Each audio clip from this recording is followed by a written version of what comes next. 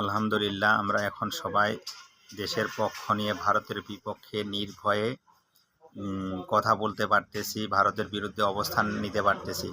অথচ এই ভারতের বিপক্ষে একটিমাত্র পোস্ট দেওয়ার কারণে আবরার ফাহাদ নির্মম নির্যাতনের শিকার হয়ে দীর্ঘ 6 থেকে 7 ঘন্টা নির্যাতন স্বীকার করে জীবনের বিনিময়ে এই পোস্টের মূল্য দিতে হয়েছিল।